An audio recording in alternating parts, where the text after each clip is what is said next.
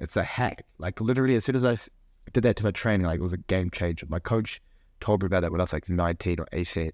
It changed my physique. Yeah, how you feeling for med school next week? Yeah, I'm excited, bro. I can't wait. I've been spending this whole year just working as a plumber. Often we think that this is what we want, but like life has something better for us in stock. Everything that you need is within you already. You shouldn't doubt yourself. I don't really label emotions as emotions. I just see it as energy. I just look at it as like, yo, I'm just going to study today. Right now. And right now, just try my best at this moment. This moment's all we have. Like, yeah, content creation. It's like, you know, Bruce Lee. Yeah. You know how he was saying like your martial arts is like a representation of who you are. You try to express yourself through the martial art. Yeah. That's why I see it as an art, bro. It is. It's like within this given domain, with the tools and the teachings that you're given, you're supposed to express yourself. Yeah. It's like any form of art, bro. It's like in bodybuilding, you're given like sets and you're given different exercises and you're given dumbbells and everything, and you express what's in your mind through the given tools that you're provided with. I reckon the same with martial arts or any form. And also like content creation, you have to analyze who you are and then try to depict yourself through content.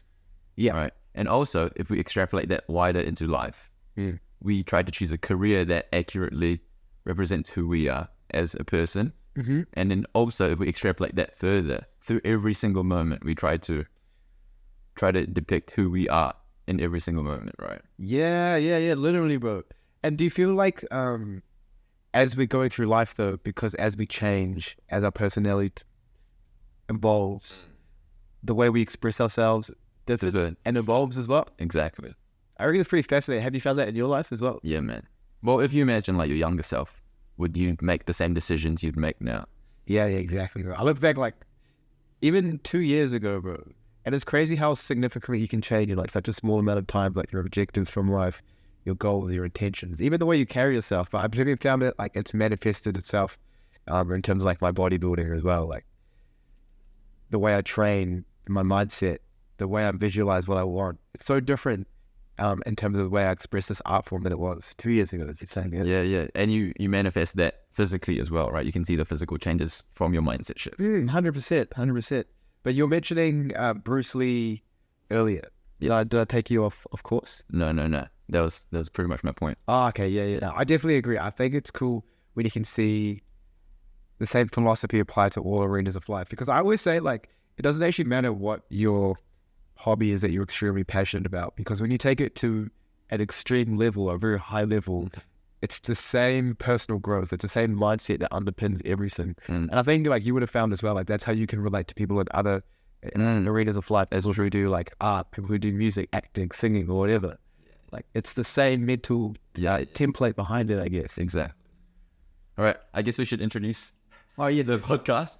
All right. So hi, my name is Junius, and this is Mr. Rishi. Good evening. Yeah. So Rishi, do you want to explain how we know each other? Yeah, for sure. So when was it? It was December last year. So last year I did pre-med and I was training bodybuilding throughout it. And then at the end of pre-med, because I pretty much deleted social media, and at the end of pre-med I had all these content ideas and all this wisdom which I wanted to share. And I hit up my close friend and I was like, yo, do you want to help me out with content production? And at the time he gave me a very, very wise piece of advice. So he suggested that friendship and business shouldn't overlap. So he referred me to Junius. And so Junius started coaching me as a social media mentor, essentially. And he paved the road for me. He helped me out with my first few for most of my TikToks. He taught me how to structure my Instagram. He taught me just a template of how to approach the social media space. I've definitely grown a lot throughout it. Oh, that's very kind of you, Rishi. Yeah. And we worked together for a few months and we grew Rishi's TikTok, and now Rishi is able to go on his own road and kind of do his own thing. That's right. Film content by himself and edit videos by himself. Yeah. You passed the baton on to me and now I'm just running with it. You hold the torch, Rishi. That's right. You're holding the torch, mate. All right. So you're going to walk us through your journey of how you got to where you are now in terms of your career path of like trying to get into med school, trying other things on the side? Yeah, it's an interesting one.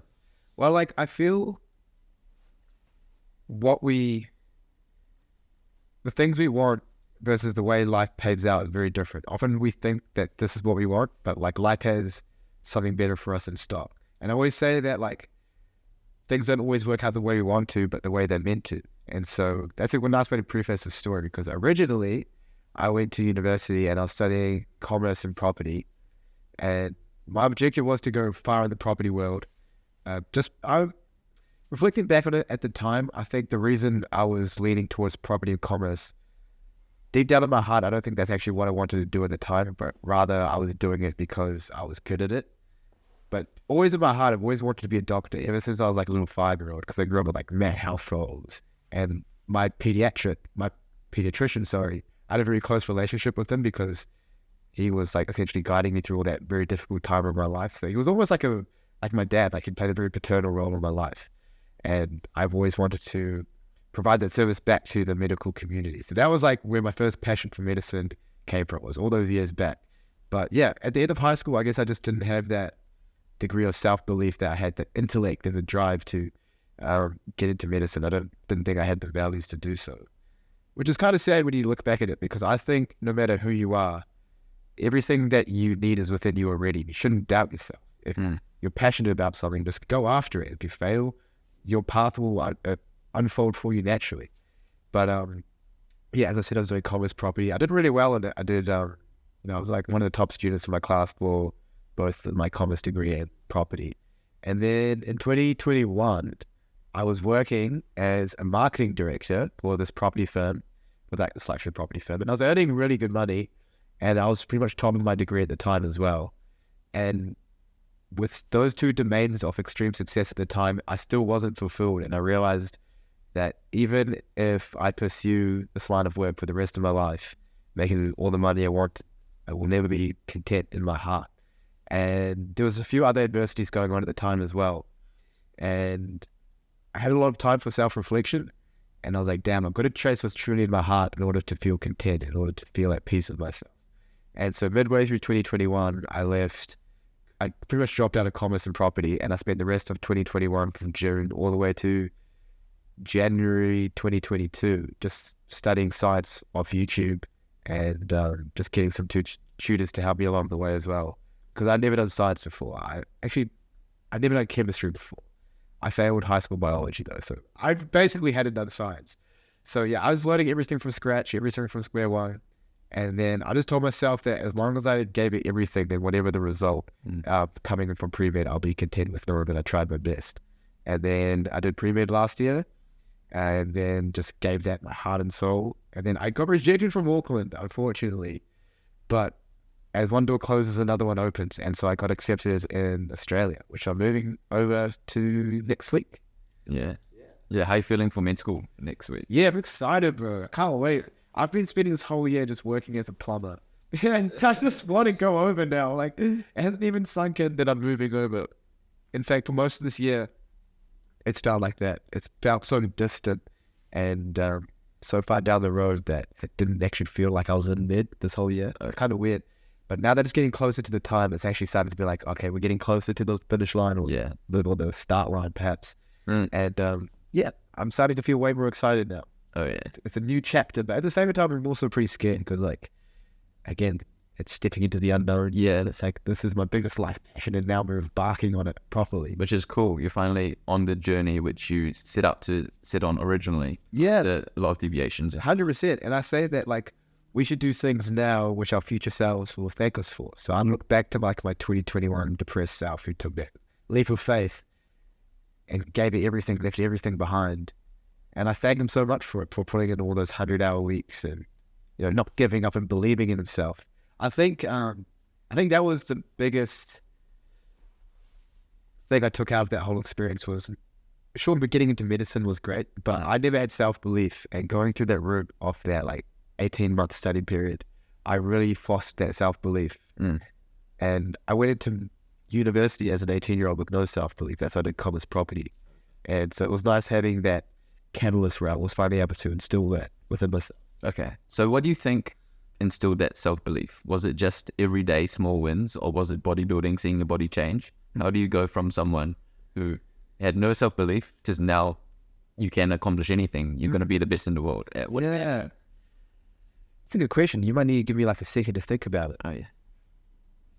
Like, to preface, I'll say that, like, even though I did manage to instill self-belief, I'm still on the journey of increasing it, because I still have like my battles day to day where I still would doubt myself, and I think it's normal to. But compared to what I was, I've definitely come a very, very long way. And honestly, I think, and as traumatic as it sounds, but my original self-belief, so when I went from no self-belief to just starting on the journey, it came from like a place of survival, because I was like really, really depressed, like rock bottom. And I told myself, like, the only thing that will get me out of this dark place is by chase what's in my heart. And I realized the vessel that I had to embark upon in order to get into medicine was self-belief. I had no other choice. It was either sink or swim. So I made the leap into self-belief, and I had to actually make an avid effort to exercise self-belief daily. And so I stopped focusing on the goal as much, and I just started focusing on the day and just focusing on trying my best. So it's a combination of micro steps and just trying your best. So I wouldn't look at it as like, I'm going to study for the next 18 months. I just look at it as like, I'm just going to study today. Right now. And right now, just try my best at this moment. This moment's all we have. So if I just give my best to this moment, then I can be content knowing that I gave it everything. And then that just slowly aggregated. And then I'll slowly start to get better and better. And I think, like you said earlier, like celebrating the small wins is really cool, because that builds confidence, right? And I remember when I was learning, so I learned chemistry from scratch, and I had a really cool tutor that helped me out through it as well, with who I saw like maybe twice a month to maybe 3 times a month. And yeah, he was cool as. So he taught me chemistry from scratch. And I remembered, because as we were building it brick by brick, every time I'd learn something, and every time I'd take another stride in my step within the domain of chemistry, I'd get more confident. And I was able to celebrate those small wins, because I started off with a blank canvas, so I could see each win I was getting. Yeah. So small wins breeds more self-belief, breeds confidence, breeds bigger wins. 100%. And I also think getting outside of your comfort zone breeds confidence too. When you start doing things that you didn't think you'd be able to do, or when you start stepping into an area of pain and you can stay resilient within it. Like, I can use academia as an example, or I can use bodybuilding as an example. Like chemistry, I found my self-confidence grew a lot, not just within chemistry, but just as a person in general, because as I was starting to get to more advanced chemistry, like medicinal chemistry, like for someone who's never been in this arena of academia before, everything was so new and overwhelming. But as I was able to learn it slowly, and be content with the unknown and sorry, let me rephrase, and be able to face that sort of overwhelming environment where I have to learn all this content, I began to garner more confidence. Yeah. Because I was like, you can do it, mate. Look at you. Yeah. Like, you're here. Yeah, you're doing it, man. And you go into med school, which proves that you can do it. That's right. I think, like, you shouldn't doubt yourself. Like I said, everything you need is within you already. And that's one thing I learned, bro. Like, it's not just with studies, as I said, but with everything. Like, I found it with bodybuilding too. Like, I always used to pedestalize other bodybuilders, and I was like, I'll never get like that. And then again, I just embarked on the journey and just focused on trying my best with the tools that I had, the tools within me, the tools I had access to. And over time, like, I became everything I set out to be. In fact, I surpassed the dreams of my 20-year-old self or my 19-year-old self with the version I am now. And yeah, if I could go back in time, I'd just tell, like, you have everything you need. And I keep that in my mind going forward now as well, because I look at some of my goals and I'm like, everything you want, you can acquire. And it's within you already. You have the tools at your disposal. So just stay on the journey. That's very interesting. So if you have all the tools already, but say your younger self isn't quite where your current self is, what do you think is the process of accessing or reducing all the BS that's in the way from attaining or utilizing that thing within you which you already had right from the beginning. Oh, yeah. I see. So, like, what was the barrier between myself and accessing those tools? Yes. Oh, I see. It's a good question. Give me a second, because I'm trying to just reflect back. Because, yeah, I guess a big thing was, again, starting it step by step. So as I started to build self-belief, that segued to other values as well within me, that which I already had. Because what I've learned is, as I've started to focus on the tools that I'm aware of, I've begun to unlock more tools within myself. And so when I just started off on the journey, I knew I've always had discipline. I knew I've always had drive. So I just focused on those two values initially. I was like, yo, sure, people might be smarter than me, or like have, greater levels of IQ and more experience, whatever. But I've got discipline and I've got hard work. And I just focus on those two values, because those two values I reflected back on my life. I'm like, okay, definitely got those. Everyone's got their strengths, everyone's got their weaknesses. And I think there's value in identifying your strengths as well as your weaknesses. So at that time, I just identified what I definitely had, not the things I thought I might have, just definitely. And so I focus on those, and I focus on exercising them to their absolute capacity. So that meant like waking up at 4 a.m. training, then coming back, studying the whole day. And then as I began focusing on discipline and drive, I began unlocking other values. Like I realized I had resilience. I realized I had emotional intelligence. I realized I had the ability to trust the process. I realized I had the ability to face my demons head on, have that bravery within myself and to have faith in the journey. But those later on tools only came by starting off with the tools I already had. And I think your greatest strengths can be your greatest weaknesses, in the same way that your greatest weaknesses can be your greatest strengths. Yeah. Something that you can use for your advantage can also work against you in other. Yeah, 100%. Like I can use the example of like discipline, right? So I'd say like I'm a very disciplined individual, but one thing I struggle with is learning to let go sometimes. Yeah. And learning to allow myself to Be fluid. Yeah, detach from those boundaries and be fluid in the moment, because I'm always like way too rigid with myself. I'm always like, you have to be doing X, Y, Z. You can't do this, this, and this. And I believe discipline is like the greatest tool to freedom. But I feel like at times I don't apply discipline in the right way, and it can actually be detrimental. I think discipline is a very beautiful thing, but I think in order to be an extremely disciplined person, it doesn't mean being disciplined all the time. It's knowing how to have a balance between being focused all the time and then being able to let go as well. Like imagine if you're playing FIFA and you're just holding down R2 the whole time and just gas your player out.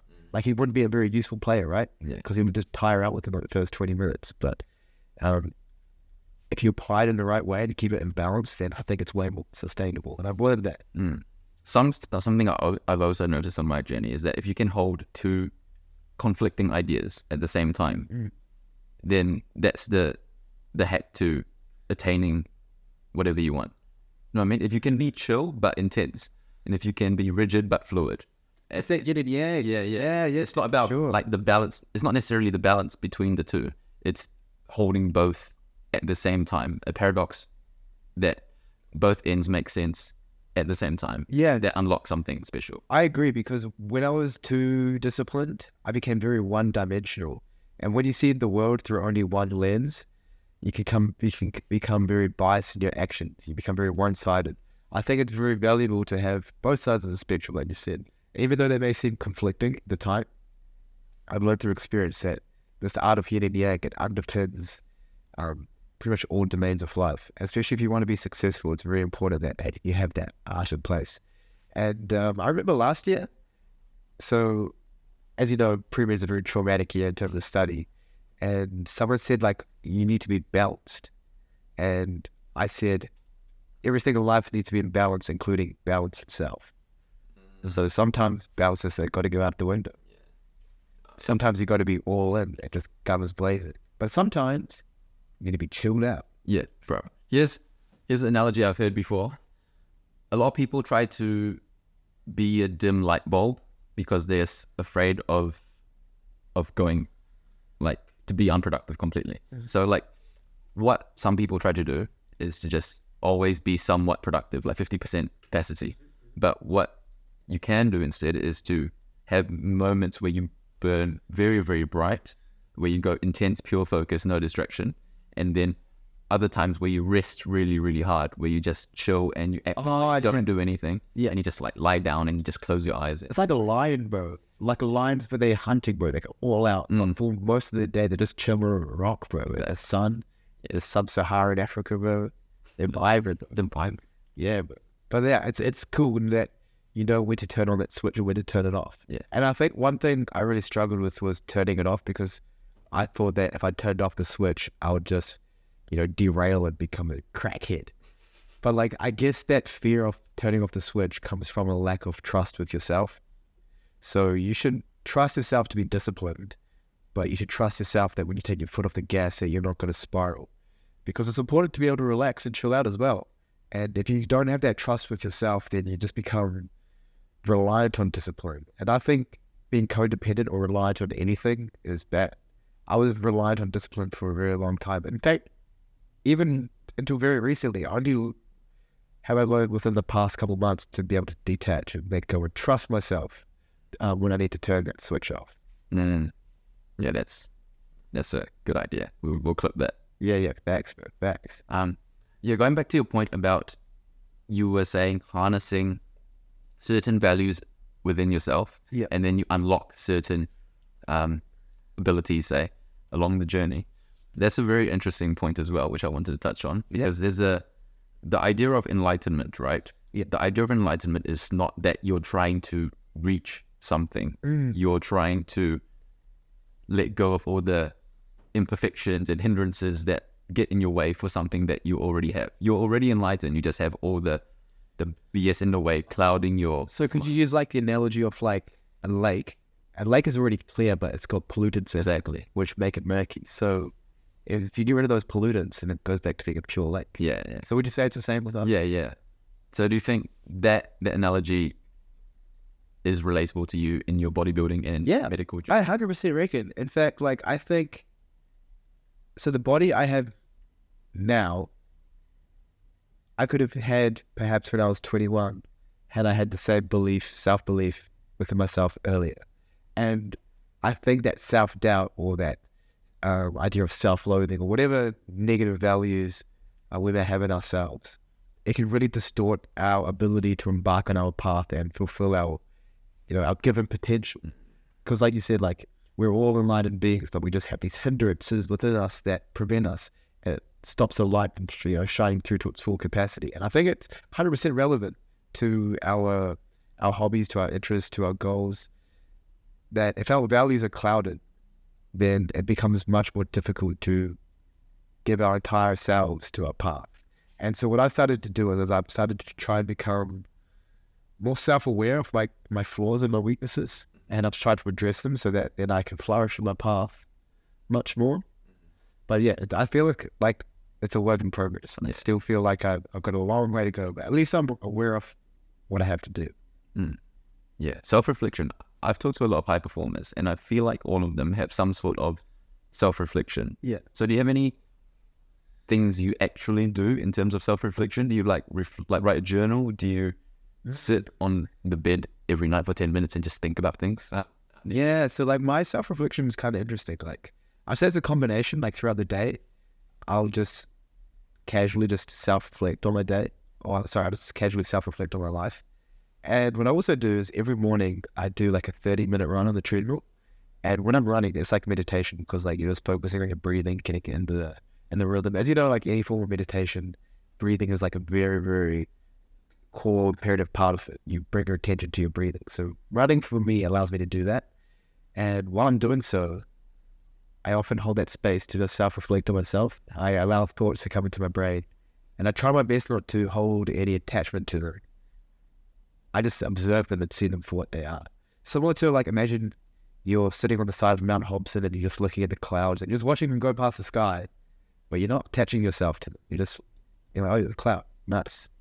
But I do the same with my thoughts. I just observe, like birds flying across the sky. I'm like, there it is. But then once I finish the run or that round of meditation, then I have, I guess, a greater degree of awareness of my current conscious state. And then if I'm aware of that, then I begin to understand why I'm behaving the way I am. Because I think also when you're constantly exposed to something, it's very difficult to see something for what it is.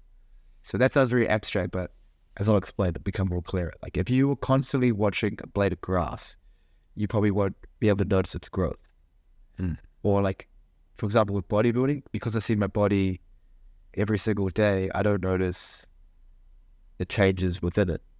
You know, as you're constantly like existing in the system, it's hard to see its change, which is why I think self-reflection is important. So you can adopt toxic traits and be completely oblivious to them because you're existing with them every single day. And life happens so gradually. Like this is how I got out of shape and fat a couple of years ago, because it happened so gradually over X amount of time that I couldn't even see the change. I didn't have any space for self-reflection. Life happens so gradually and in front of us. Or like even in pre-med, like the mindset I had last year, at times it was so intense that it was almost traumatic. But at the time, I didn't realize it because you're existing in this ecosystem. You can almost become blind. It's like, I think David Wallace had this quote. So he's this philosopher, I think, and he said like, the fish are in water, but they don't realize they're in water because they're constantly surrounded by water. And it's definitely the same. Like last year, I didn't realize how traumatically intense my mindset was because I was existing with it every day. And so this year I've allowed much more space for meditation and observing my own thoughts so that I can see my consciousness for what it is. Yeah. That's beautiful, man. Cheers, I appreciate it. All right. So we've been kind of yarning on these philosophical ideas, but I also think people want to hear about the actual tangible things you do and the tangible, the processes that's got you to where you are. So shall we touch on content creation first? Yeah, for sure. Cool. So what's your current process with content creation from idea to posting? You mean like literally? Literally. Oh, okay. I see. So I guess it's kind of interesting. So it took me a long time to sort of understand what I want my niche to be. And then I guess getting into medicine was like a big catalyst, because I realized now I have the opportunity, I have the privilege to be the bridge between the layman and the science world. So science can be so overwhelming. I remember when I first started learning chemistry, one thing that kind of overwhelmed me at the beginning, before I even started learning it, just like my own road obstacle that I had in my mind was like, chemistry is so abstract, it's so meta. It's like potions and weird formulas. It's so above beyond me. And then as I started learning chemistry, I was like, yo, it's not too bad. But I've kind of realized that with all arenas of science as well. Like even as a commerce property student, before I even gave the thought to going into medicine, I remember I gave myself like this roadblock in my head that I wouldn't pursue medicine because it's too meta, it's too abstract, science is weird. And a lot of people think like that. Like I've got a lot of friends who are like, oh, science is, it's so scary, it's so intense, it's so overwhelming.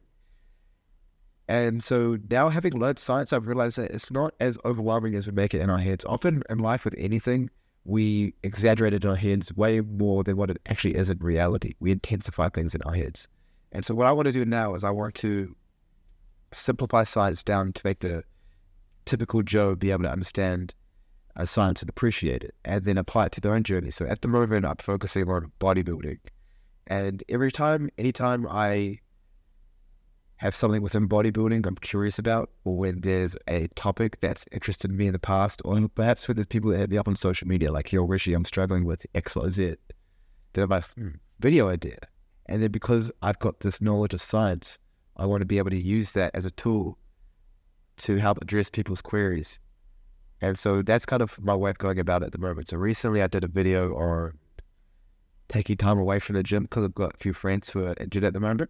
And I was like, yo, you know what? Like, I remember when I went through COVID and I didn't know what to do, and I started stressing out because I was scared of losing my games. I didn't know how long it would take me to get it back. I didn't know my method of approaching it. And so now, having understood the science behind it, I was like, hey, yo, I'm going to make a video on how to mitigate this adversity of not being able to go to the gym. And I'll explain it through science. I'll explain it through some peer-reviewed studies. And yeah, so that's sort of my process at the moment. I sort of identify a problem within my community or within myself, and then I address it through science, and then I'll do some research online. Like I'll try and find some papers. I'll try and find some accredited scientists who have spoken on it, and then I'll pretty much just formulate a document, and then I'll use that document as a template for my video. Nice, man. It's really cool when you have a group of people that follow you, and they want answers about certain things that you've solved for yourself, and then you can help them in that way. Yeah, I never really thought of it like that. I guess that's really valid. They probably see the journey that I'm on, and they probably go like, "Oh, he's faced some similar adversities as to which I'm probably going through." Because I reckon, even though our lives may be different, everyone lives their own life. Everyone's got their own life events.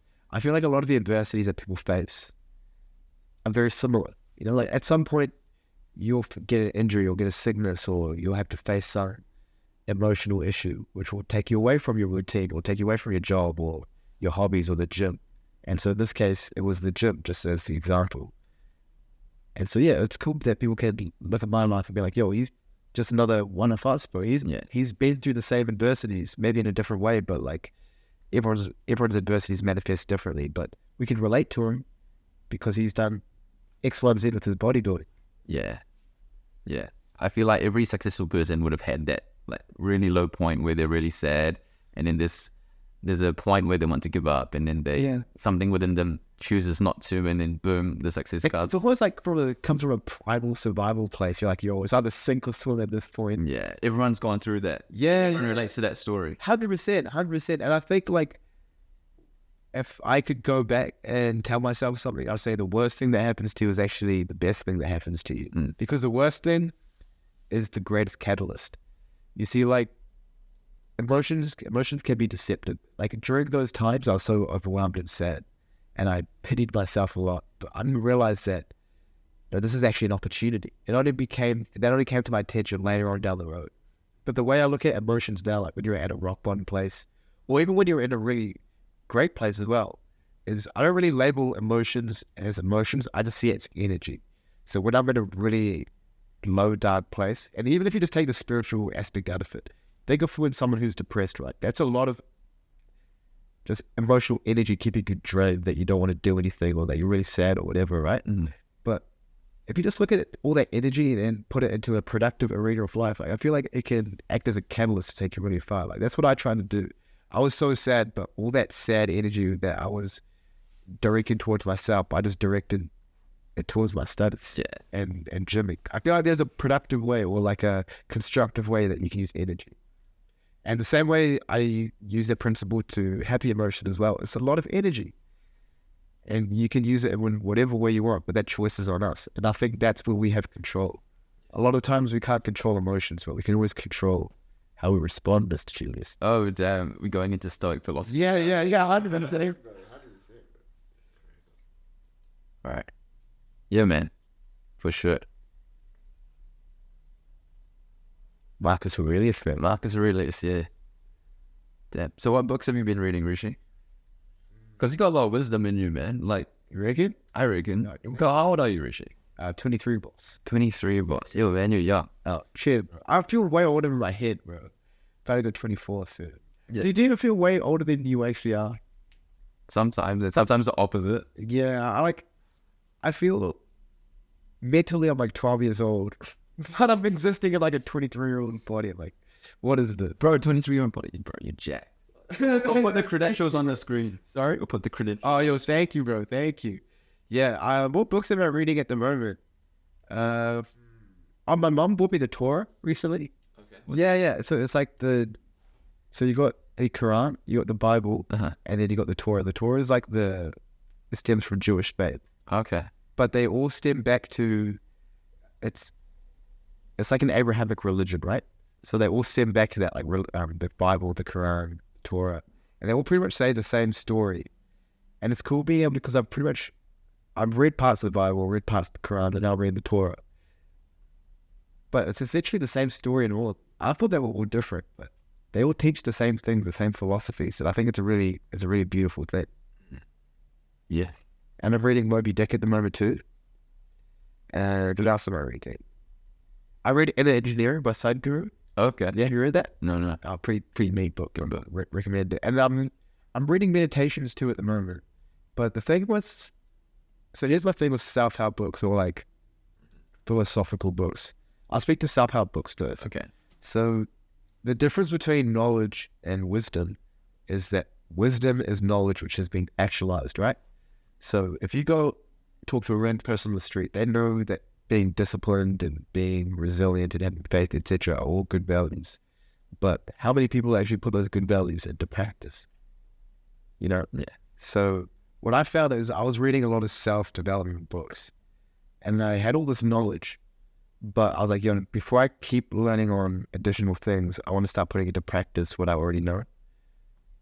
Because I feel like then you begin to appreciate it much more for what it is. Because I read Think Like a Monk earlier this year by Jay Shetty. And it was a mean book. But towards the end, I was like, okay, I'm just going to put a pause on this for a bit. I'm actually going to start putting into practice what this man is preaching. Yeah. And because I reckon yourself or like any of my friends could write a book about what they've learned and they could present it to someone and everyone would agree with the knowledge within it that's contained within it.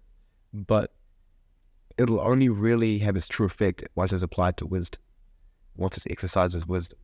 And so that's what I've been trying to do at the moment. So rather than just biting off more than I can chew and not putting anything into action, I want to be resourceful with what I already have before embarking further. Yeah.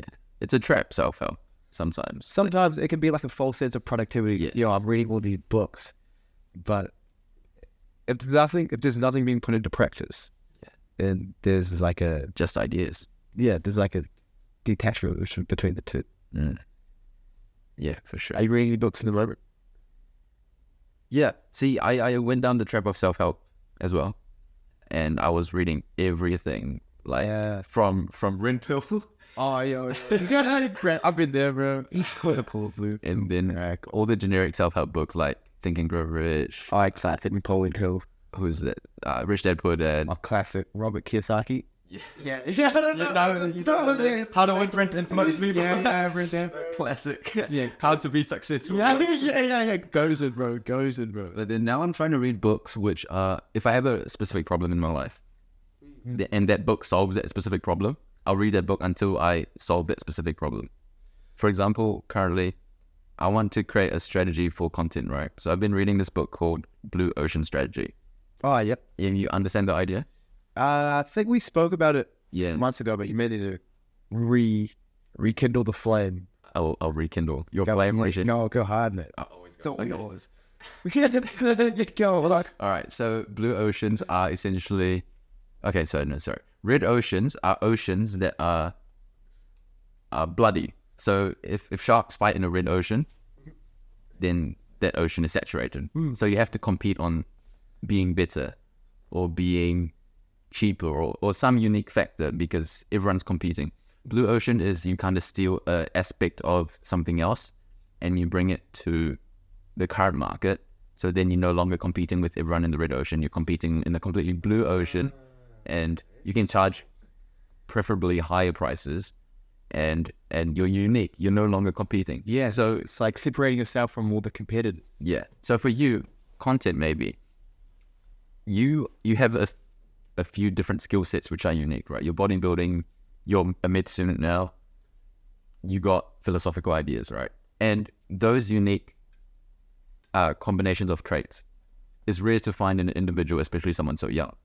So if you can combine those things in your content, you're no longer competing with the generic bodybuilder. You're unique. Yeah, exactly. And I think that's something I'm like the reason I'm trying to knuckle down with the science aspect of bodybuilding, because like I've got a lot of friends who are in the medical community like yourself, but out of all of my friends within the medical community, only like 2 or 3 are bodybuilders. And so it's a rarity, you know. Like there's not many of us within the medical arena. Even as practicing doctors, there's very few that bodybuilders as well. So I definitely want to be the bridge and use that as an opportunity to like go further within that field. Yeah. Because I would imagine that you would have appreciated someone to do that when you were starting up med school, right? Oh, 100%. Yeah. You kind of being the role model for your hypothetical younger self. That's literally how I try to live my life as. I'm like, just be the sickest version of yourself you can be. Like, if your 20-year-old self met 23-year-old self, like, you'd be stoked. That's what I want to try and live each life as. So, like, I'm 23 now, but I want my 27-year-old self to meet 23-year-old self and be like, for me to be like, yo, this is me.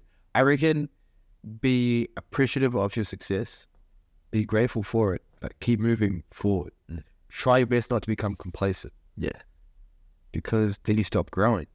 And like 2-3 years ago, like I was big and I had all good physique, but had I not kept pushing myself, I wouldn't have gotten this one. And then even a year ago, I was like pretty ripped, but had I not keep pushing myself, I wouldn't have had this physique. And within all areas of life too, like say with my studies or philosophy, or like my networks or friends, bro, we can always grow, bro. Yeah. There's no limit, bro. There's no Limitless, bro. Yeah.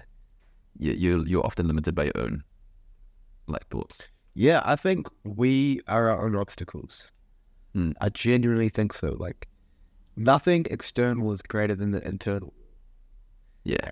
And that can be a good thing as much as it can be a bad thing, because if your values inside are negative ones, then they're going to overpower anything external. Nothing will be able to help. But if your values internal are strong ones, then they can dominate anything externally. Bro. Yeah. Do you think bodybuilding has helped your mentality in that sense? Because bodybuilding is one where you can tangibly see the difference in how you look and tangibly see the difference in the weights you lift. Yeah, 100%. I feel like bodybuilding's like a good metaphor for life, because it's exercising your discipline, it's exercising your ability to visualize, your resilience, your faith in the journey, being able to trust the process.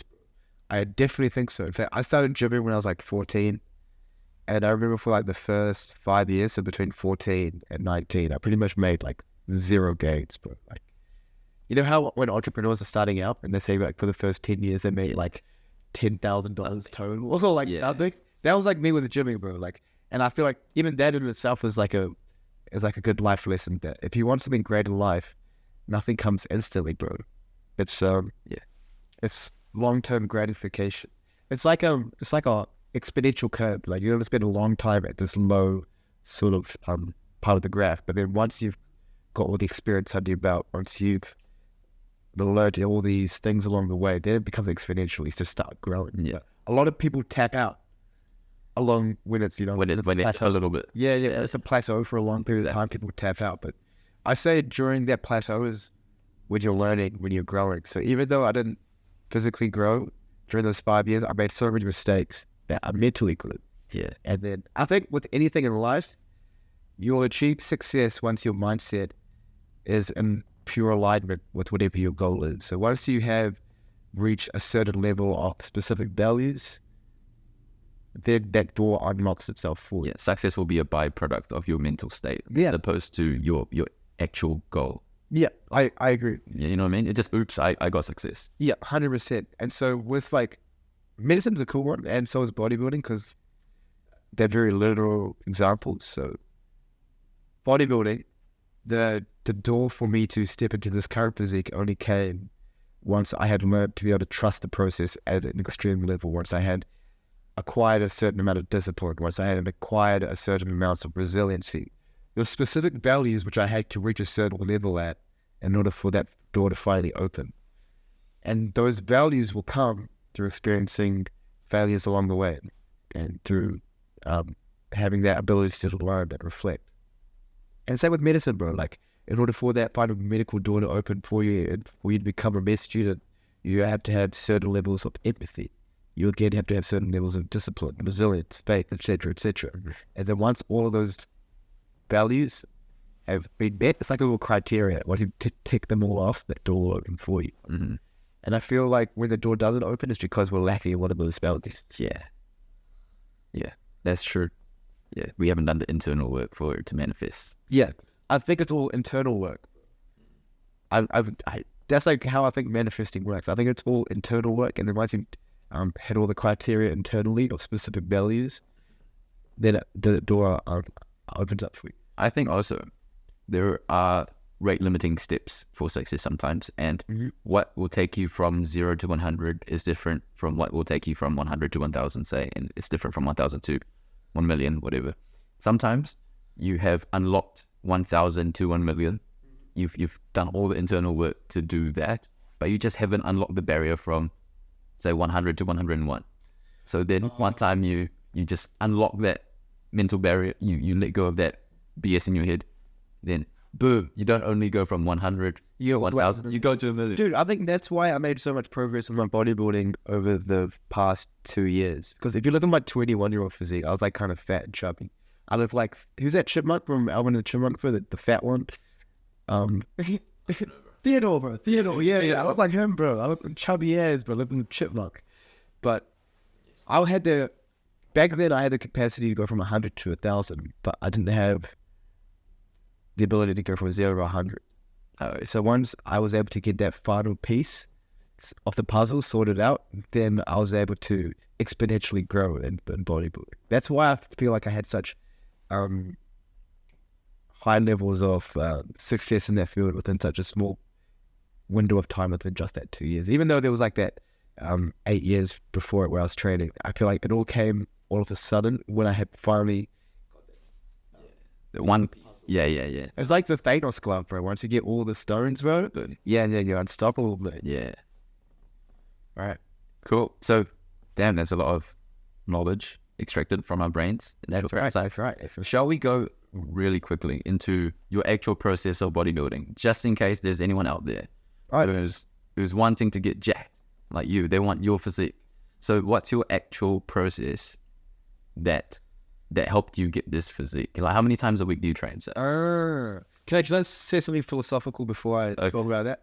So there's this guy who really inspires me in bodybuilding, and I went to the New Zealand muscle store when I was like 17 or 18, and facially he looks like me, so I was 17 at the time. So when I saw him, he had like my dream physique, like literally the most Greek god dude, even still to date that I know. And I remember when I was like, even when I was 21 and I was like real depressed, I was conversating with him and I was like, bro, I want to have your physique. And he's like, bro, don't try to get my physique, pursue your own path, because what you can achieve can actually be better than what I have. Yeah. And so with other people on their gym journey, don't try and get what I have. Just be the best version of yourself, because your best version of yourself could be miles ahead of what I currently have. Yeah. And everyone's beautiful in their own way, bro. So you use it as inspiration, but don't try to be me. Be you, bro. Like, you're beautiful in yourself. Like, just pursue that part. In terms of training, so I train five days a week. Mm-hmm. I do cardio 5 days a week. So I'll talk about training, then I'll talk about diet. So I train like 3.5 hours, between 3 and 3.5 hours every day. So this morning I went and trained. I woke up at like 5, got to the gym at 6, got back at like 9:45 because it takes like 15 minutes to drive, like around 3-ish hours. And I always do compound exercises, because compound exercises, that's how you grow. For the first 5 years of my gym training, from 14 to 19, I was just doing isolations. And I reckon isolations is like, they're great, but they shouldn't be the bulk of your training. The bulk of your training needs to be compound exercises. So that's your bench, your squat, your deadlift, your rows.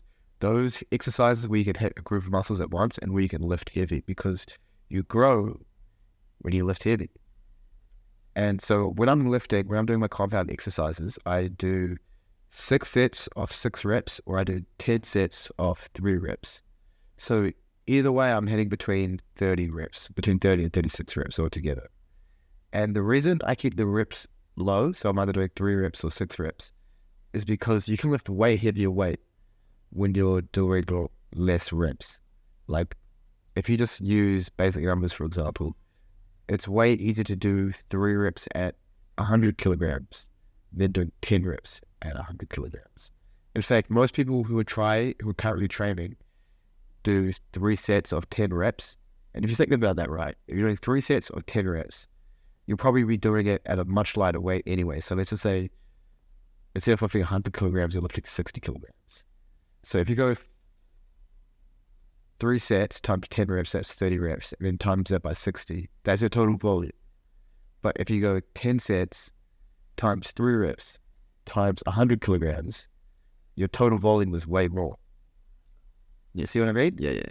And so you're still doing the same amount of reps, but you're lifting heavier with the same physique. It's a trick. It's a hack. Like literally, as soon as I did that to my training, like it was a game changer. My coach told me about that when I was like 19 or 18, and it changed my physique because I was always doing this 3 sets of 10 shenanigans, bro. Bro, it's a scam, bro. It's fake news. It's a psyops. Yeah, it's a psyops, bro. You're falling to the matrix. Don't do it, bro. Do 10 sets of 3 reps or 6 sets of 6 reps. So I do that, and I do progressive overload every week. So with all my compound lifts, I go up by 1.25 kilograms on each side of the barbell. So again, just for numbers' sake. So if I'm doing like 100 kilogram bench press this week, next week I'll do 102.5 because I've got the 1.25s on each side, right? And then the week after that, do 105. Week after that, do 107.5. And I go up each week. Each week goes up by 1.25 on each side. And let's say 1 week I can't increase the weight by 1.25 across all my sets. I'll just try and do as many sets as I can at that weight. So instead of doing 6 sets with the 1.25 increase, let's say I can only do 2, then I'll just do 2, and I'll just do the other 4 remaining sets at the weight I did last week. And the next week, I'll try and do 3 sets at the increased weight, and 4 sets until I can max out all 6. And then I go to the next weight, you know?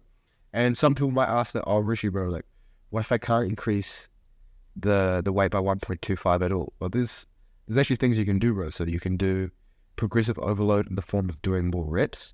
You can do it in the form of doing more sets. You can do it in the form of lowering your time interval between the sets.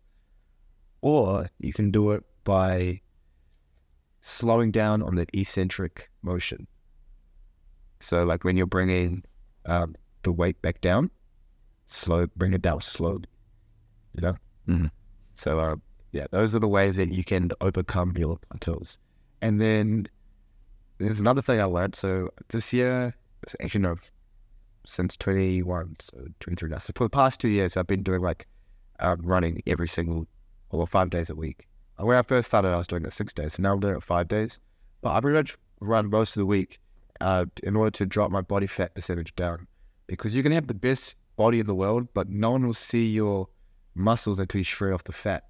And I was always under this impression that bodybuilding was just about being big. And so as a 21-year-old, I was big, but I wasn't aesthetic. It wasn't like a beautiful physique. It was just pure mass, but it was like an elephant.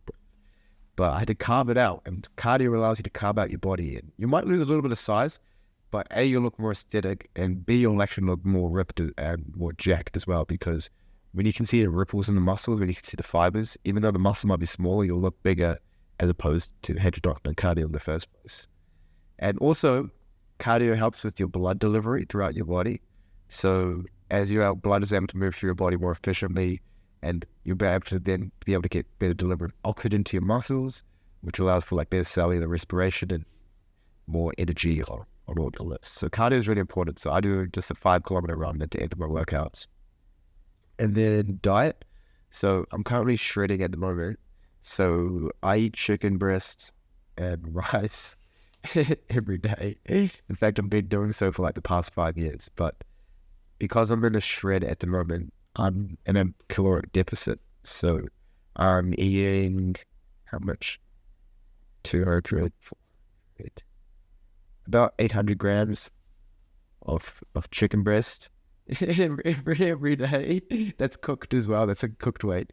And then I'm having 150 grams of rice with each meal, and 2 cups of vegetables as well with each meal. So yeah, everything is weighed, everything is scaled, and I put it in my lunchbox, do my cooking the night before, and that's like set in stone. Like I do it. I don't go to sleep if I don't cook the night before. So yeah, that's me at the moment. Yeah. Okay, so how many you aim for a particular amount of protein in grams? Yeah, so the rule of thumb is that you should aim for, what is it off the top of my head? 1 gram of protein per pound of body weight. Okay. So if you're like 60 kilograms, that's like what, 130 pounds, I think? Sounds right. I think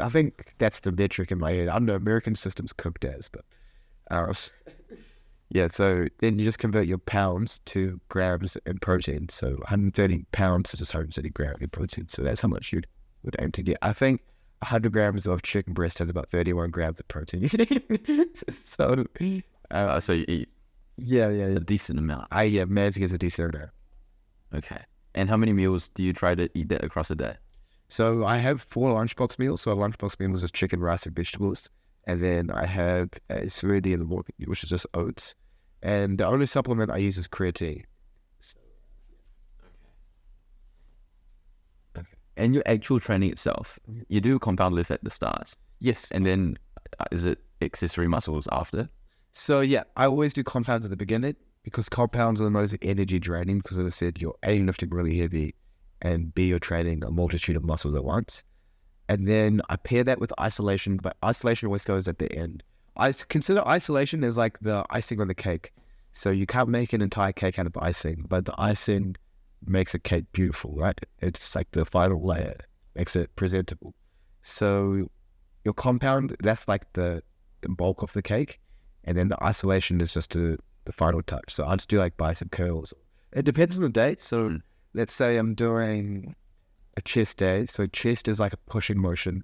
So I'll train isolation exercises that are involved with pushing. So like tricep extensions predominantly, or like just any tricep isolation workout would be more pertaining to a chest workout.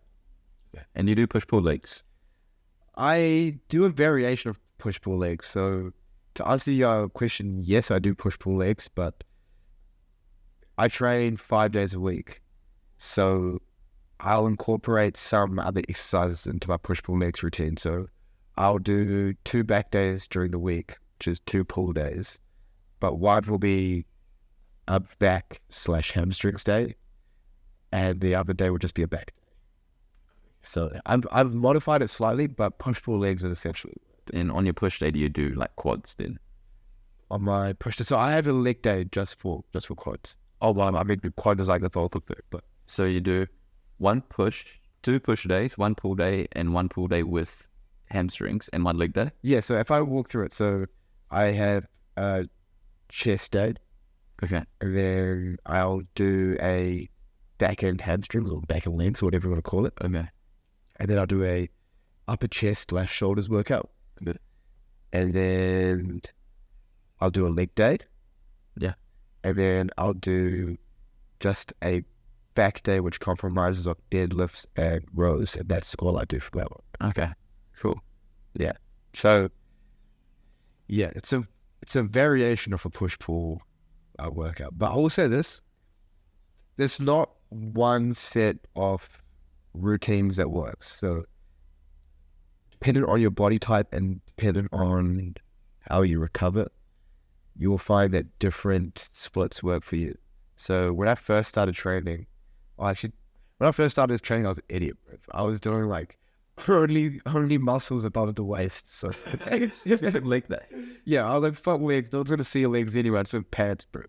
And I was jacked. Yeah, bro, so I had like tricep day, I had bicep day, shoulder day, chest day, and then back day. Bro, it's not even a bro split. It's more niche than a bro split. Bro splits, at least they train legs, bro. I had tricep day, bro. I spent 3 hits on the tricep. Yeah, I spent 2.5 hours just training my tricep, bro. Then I have bicep day as well, bro. It's so stupid. Bicep day. Yeah. What was the question? Yeah, so I said everyone will have their own routines that works for you. So then after that, I started doing like a chest day, leg day, back day, etc. And then after that, I tried push-pull legs. And so now I'm doing like a hybrid of the two because that's what I find works best for me. But some people's bodies recover so fast. So push-pull legs actually works well for them because they can train everything twice throughout the week. And it's more efficient. But for some people like myself, whose recovery takes a little bit longer, so I have to make a hybrid between them. But yeah, just figure out your own body type and then you can just sort of play around with it. The most important thing though is like that you're consistent. So that if you set this out as your splits, keep that as your splits always so that you can track your progressive overload for each day. So if you're doing like a 1 day just for chest, then you can track your weights for that chest day and increase it over time. But if you're doing like a chest day 1 day, then next week you decide to do like, I don't know, like you change it up and do chest and triceps and shoulders, then that's going to hinder your ability to grow. It has to be consistent. Nice. Well, okay. So we've talked about where Rishi's been and his current mindset. Where to from here? Where do you see yourself like progressing? What direction do you think you'll go? Within bodybuilding or just in general? Oh, okay. Mm-hmm. Well, I'll speak to each aspect. So we'll start off with bodybuilding. So I'm competing at the moment. This is my first show, bro. So I got my first show in September. The goal is to win that and then qualify for nationals in October. And then the goal is to win that too. So short term, that's my goal, is just to be the champ. Like just to take it out, give it everything, train with your heart and soul. And then long term, I want to get my pro card and go Olympia eventually. Like that's long term, but I've got it set in stone. Like that's what I've given my life to in terms of bodybuilding.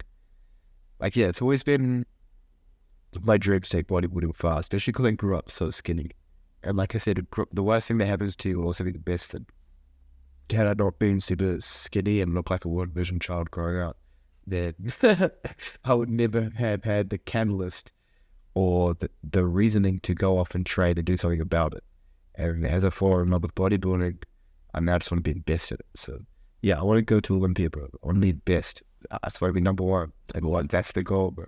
And then with medicine, so I'm moving over to Australia, not this Monday, but the following Monday. I don't know when this podcast is going to get released, but Monday, September the 4th. September 4th. I think that's the Monday. Yeah, I'm pretty sure that's Monday. So I'm moving over to Australia for medicine. You know, I've got like 5 years of med school. I don't actually know what sort of doctor I want to be, but I feel like I'm going into it with an open mind. That's good. You reckon? I reckon that's good. Would you say that's like the best mentality to go in with? I reckon. If you're only like first year med school, you have no idea. You have some sort of an idea once you're clinical. Yeah, I'm mad clueless, bro. And I feel like we're constantly changing throughout our life. Like, for example, 2 years ago I was a commerce and property student. Now I'm passionate about becoming a doctor.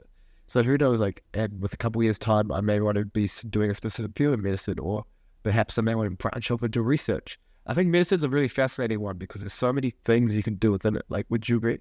Yeah, man, you can do research, you can do teaching, you can do being a GP, you can like surgeon, medicine. There's a lot of opportunities. Business. Yeah, literally business. Some people go off and do business. And so anyway, so I am still very open-minded with medicine. I had my intentions of what I thought I wanted. So I work at Youthline, and I've been working this since I was like 19. This is like my voluntary job.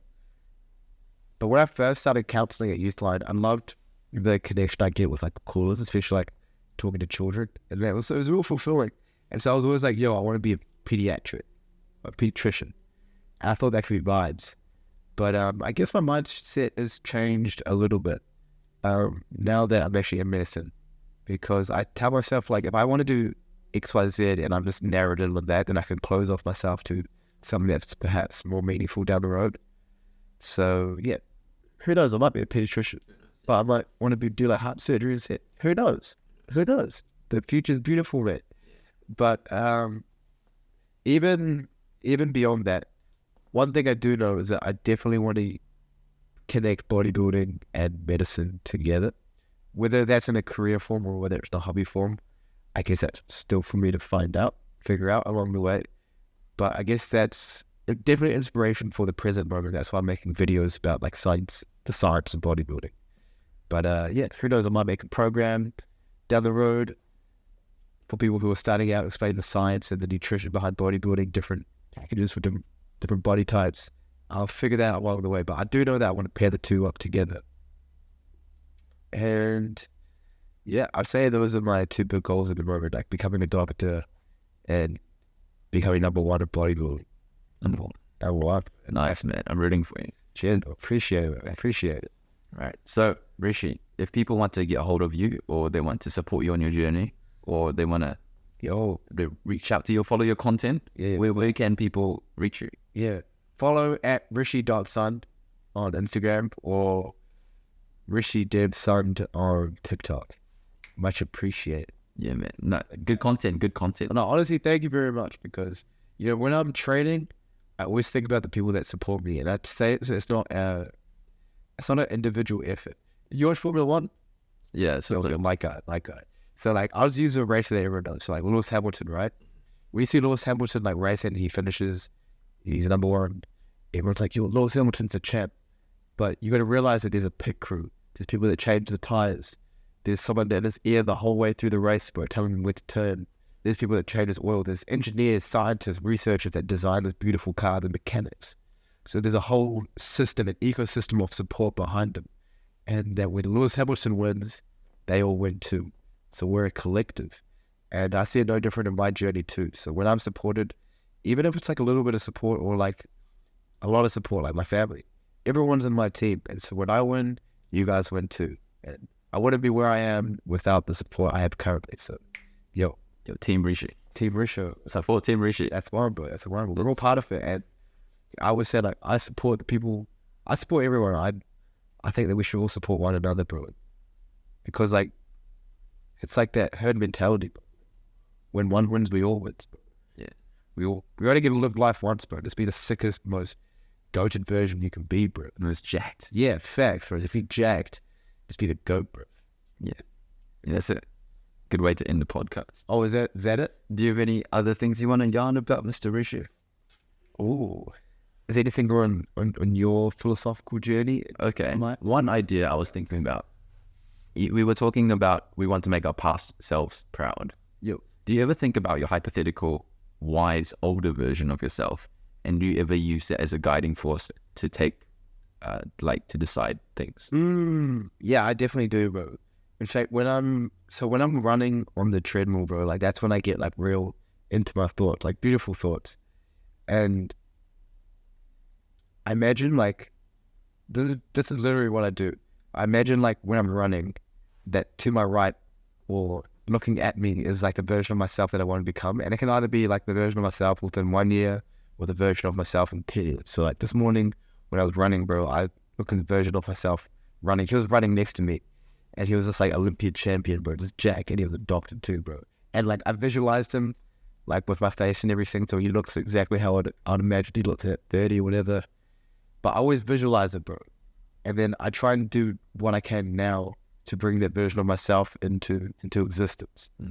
And so when I was like first embarking on this like journey of chemistry and going to pre-med, I'd always envision who I wanted to become, like literally see him, like when I'm on the treadmill, when I'm training, or like when I'm looking at my mirror with a pump or whatever, and I just see him. Like, yo, I'm going to get him, bro. I'm going to get him. And I try and do things in that moment which will make him proud. Like take advice as if I was conversating with him. What do I need to do right now in order to bring this man into existence? Because I think that the future is constantly changing based on what we do now, right? So I can only bring that version of myself into existence with power of the present. So if I'm disciplined right now and I'm trying my best and I know I'm bringing that version of myself into existence. And I have a lot of gratitude actually for my past selves as well, because this version wouldn't exist had 21-year-old me or 22-year-old me not gone all out. And so I take advice from my future self the same way that I also thank my past self as well. I think it's a two-way avenue of respect for it. But yeah, that's why I hold myself with so much conduct in terms of like doing what I do, because I know that if I don't do what I do, then I'm disrespecting my future self. Yeah, that version of myself that I imagined running next to me when I'm running, he would just begin to crumble away to thin air. And I don't want to do that. Yeah, I want to keep him there at the forefront, bring him into existence. Yeah, and yeah, I conversate with it in my head. I'm like, yo, what do you do? It's like, you're trying, bro. Eat more chicken. Go get your macros and son. Yeah, the way I think of it when I make decisions is there's an actualized version of myself, and there are messages that actualized version of myself send to me, like a gut feel almost. And if I'm deciding what to do, then I try to listen to the hypothetical future self. And sometimes if I ignore it and kind of go in a direction which is against my gut feel, I kind of go away from the path towards my actualized self. And then I'll somehow in the future, if I want to go back to reach my actualized self, I have to pay some sort of consequence, whether it be pain or a longer route. Could you repeat? So you have your gut instinct, which you follow, and then if you neglect following your gut instinct, there's a consequence you have to face in order to reach your actualized self. Yeah. So if I'm going towards my actualized self, and my actual myself sends me messages to go in a straight line. And if I ignore a message or don't listen to my gut, then it deviates. Oh, yeah, away from I agree. and then you have to put in extra work or suffer some consequence to go back on that path. Yeah. That's why, like every day I wake up and I say gratitude in my head for the things I'm grateful for. I do it before each meal. So I have 5 meals throughout the day, 4 lunchbox, 1 smoothie in the morning. Before I have each meal, I always say 5 things I'm grateful for. Because this path that I had before me, so this path towards my actualized self, I'm so grateful that I've won it. Because not a lot of people find it. We're lucky to be on it. Like, to have this before us is a blessing. And so I try to honor it as much as I can. And because I know that if I deviate from it, I'll have to pay some sort of consequence to get back on it. Because it's a lucky thing to be part of on this journey. But yeah, I definitely agree with what you're saying. Like, when we deviate from our gut instinct, when we deviate from our values, to come back to the path, it's painful. And I think that's perhaps why it's so easy to spiral too, because you have to pay the consequence to come back on it. That consequence can almost be a rate limiting step to come back to it. People can just begin to spiral. Yeah. Right. I think that's enough content to clip up and go viral. We should really one of these clips. Yeah, fair. No, thanks for joining the podcast. This is the first interview I've had in a very, very long time. Back when I was interviewing people for spicy ones was when I was like hot ones. You know, the hot ones with the spicy chicken wings. Oh, It was not from the spicy ones. Yeah. Where we eat spicy ramen. Just thought you just interviewing good-looking people, and I was like, yo, my guy. My guy. So that was the first series. I don't think I'll ever do that again. But this is the first time I'm interviewing someone like properly in a sit-down interview, not doing anything else, just focus on the ideas and the content. So thanks for having me, Mr. Rishi. Thank you for allowing me to be part of your journey, mate. Appreciate it. Thanks, man. All right, so go follow Rishi on Instagram. Thank you very much. And do you want people to watch your bodybuilding shows? Yeah, for sure. Come through. For sure. I'll post the details on my Instagram closer to the time, but September 30th is my first show. Come to the Auckland one. So that's October 14th. That's if I qualify for it, but I'll keep you guys posted. Cool. All right. Thanks, Rishi. I appreciate it, bro. No worries. Thank you. We happy with that? Yeah, bro. Are you happy with it? Yeah, that's clean.